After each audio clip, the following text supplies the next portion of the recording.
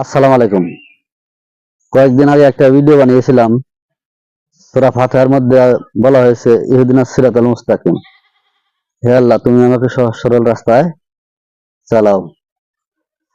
তো একটা ভিডিওতে বলেছিলাম যে আমি এটার উত্তর নিয়ে কয়েকদিন পর হাজির হব। হাজির হয়েছি। তো তার আগে আমি এই প্রশ্নটা এক মাওলানাকে করেছিলাম, এক মুফতিকেও করেছিলাম যে এই সহজ সরল রাস্তাটা কি। তারা আমাকে বলেছে 5 ওয়াক্ত নামাজ। 5 ওয়াক্ত নামাজ যদি সহজ সরল রাস্তা হয়, তাহলে সেই রাস্তায় দাঁড়িয়ে এখানে আমরা বলি ইহদিনাস সিরাতাল মুস্তাকিম।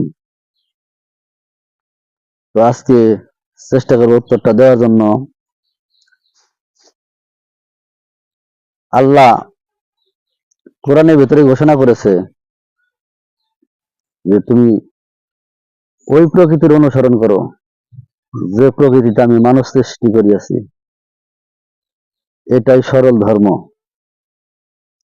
অধিকাংশ মানুষই তা জানে না যে যে প্রকৃতিতে আল্লাহ মানুষ সৃষ্টি করেছে সেটাই যদি সরল ধর্ম হয়, তাহলে আমাদের সেই প্রকৃতির অনুসরণ করতে সমস্যা কি? আল্লাহ তো বলেছে অধিকাংশ মানুষ তা জানেন। এটা আল্লাহর কথা, এটা আমার কথা না, এটা আমার বাপদাদার বানানো কথা না, কোরআনের কথা। কোরআনের ভিতরে আল্লাহ ঘোষণা করেছে তোমরা ওই প্রকৃতির অনুসরণ করো যে প্রকৃতিতে আমি মানুষ সৃষ্টি করেছি। আর এটাই সরল ধর্ম। অধিকাংশ মানুষ তা জানে না। তো আপনাকে খুঁজতে হবে আল্লাহ কোন প্রকৃতিতে মানুষ সৃষ্টি করিয়াছে। আল্লাহ যে প্রকৃতিতে মানুষ সৃষ্টি করিয়াছে সেই প্রকৃতির অনুসরণ করেন। তো প্রকৃতি কি আপনি বুঝবেন কিভাবে কোন প্রকৃতিতে আল্লাহ মানুষ সৃষ্টি করেছে?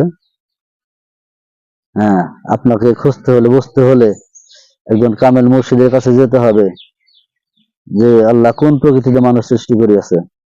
সেই প্রকৃতি খুঁজে বের করেন, তাহলে আপনার আল্লাহ পর্যন্ত পৌঁছানো অনেক সহজ হয়ে যাবে, পানির মতো সহজ হয়ে যাবে। আপনি আল্লাহ পর্যন্ত পৌঁছাতে পারবেন।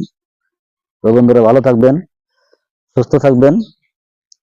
আর আমার এই ভিডিওটা যদি ভালো লাগে, দয়া করে একটা লাইক, একটা কমেন্ট, পারলে শেয়ার করবেন, না পারলে শেয়ার করার দরকার নাই।